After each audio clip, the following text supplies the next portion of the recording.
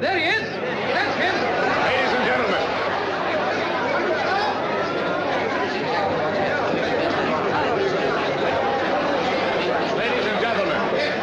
Ladies and gentlemen, I understand that you've all come here to see me. And that some of you have invested your money in the Good Hope gold mine.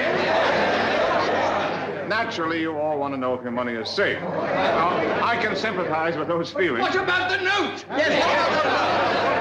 Are you or are you not a millionaire? Whether I'm a millionaire or not is beside the point. A great many people invested in Good Hopes purely on your recommendation. Please, ladies and gentlemen, if you'll just listen to me for a minute, you'll see that far from there being any need for panic, you've all made what will turn out to be a very sound investment. Does that mean, Mr. Adams, you found the note? Yes, sir, the note. Now, please, ladies and gentlemen, don't you see? If you'll all use a little common sense and hold on to your shares for another week, there's every chance... Yes, that's all very plausible, Mr. Adams. But we're all still in the dark as to whether you're a man of substance or merely have the gift of the gab. But it just isn't reasonable that you'd rather gamble on my reputation than on a good chance of finding gold. You're the gambler, sir. What difference does it make what I am? Providing that there's gold in the mine. The fellow's fobbing us off. Oh, please, ladies and gentlemen. Ladies and gentlemen, let's all face the facts. Like sane, adult human beings. Let's listen to the man. Thank you, madam. We're willing to listen to anybody. So it seems to me that there's been a great deal of hysteria over what is, after all, nothing more than a scrap of paper. I'm willing to stake my reputation. In fact, I'll give you my word of honor that if, in addition to holding on, you buy more shares, you'll all be amply rewarded. That gold mine is genuine. That's right, my boy, and what's more, we can prove it. And here, ladies and gentlemen, is the very man who can clear up any lingering doubts you may have about the Good Hope gold shares. Mr. Lloyd Hastings has such faith in them that...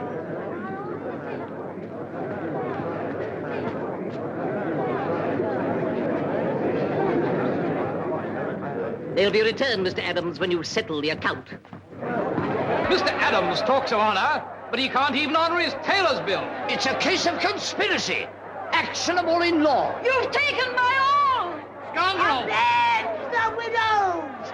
Avenge the widows. The widows. Right.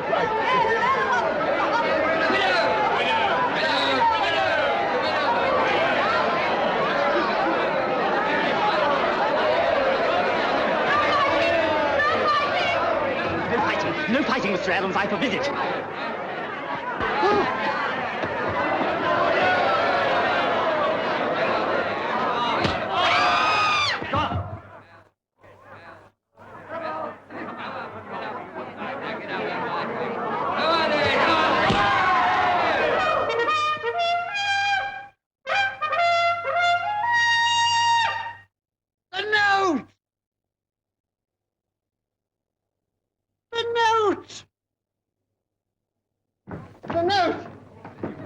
The blasted note. Where was it? Under your carpet, my instructions. Why on earth would you do a thing like that? I don't like Yankees. I don't like what you do with your money. But the things we do for it are a dash sight worse. You're entitled to throw down the glove. Well, as I haven't got a glove, I'll have to accept your apology. You're a sportsman. I'm beginning to like you. Show it to him, Henry. Show him the note. It's the note! Well done! Good heavens, the man's all right. Bless you, Mr. Adams. Bless you. Amen. You've got a half an hour, ladies and gentlemen, in which to buy.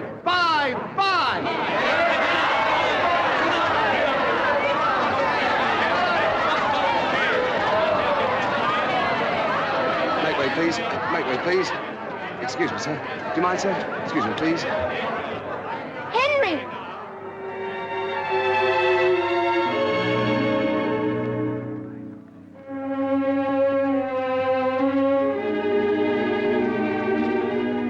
Oh, Henry.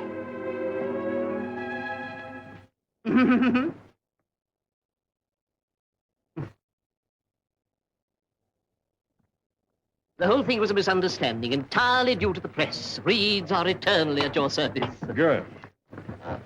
Oh, Mr. Adams, there will be champagne in the bridal suite with the compliments of Bumpers. Good. Hold it quite still, Mr. Adams. 1 month to the day. In fact, to the very hour. A little the worse for wear, but still intact. Congratulations, Mr. Adams. Now that I've carried out my side of the bargain to your satisfaction, what was the bet? Well, you see, I maintain that such is people's attitude to the symbol of wealth, that by just having that little scrap of paper in your possession, without ever cashing it, you could have everything you wanted. Whereas I maintain that as you were denied the right to cash it, it would be quite useless to you. But I only have to look at you, Mr. Adams, to realize I was mistaken. Never have I won a bet more conclusively. I tell you, Roderick, that note can do anything. It even made him £20,000 on the stock exchange. May I say something? By all means, my dear. I agree that the note is extremely powerful, but it isn't quite true to say that it can do anything. You see, I love Henry because he's Henry. The fact is that she left me when she thought I was rich and came back to me only when she discovered that I was really poor. If anything, the note came between us. Oh, do you hear that, Oliver? Come, Mr. Adams. But for the note, you'd never have met. How do you know they might have been fated to meet? We're not discussing what might have been. We're concerned only with the facts. Precisely, and the note came between them. It isn't all powerful. As a matter of fact, my dear Oliver, I'm not so sure you won the bet. You can't get out of it, Roderick. Mr. Adams returned the note intact and now has everything he wants. The mere fact that there was another stiff has nothing to do with it. The note almost wrecked them. It brought them together.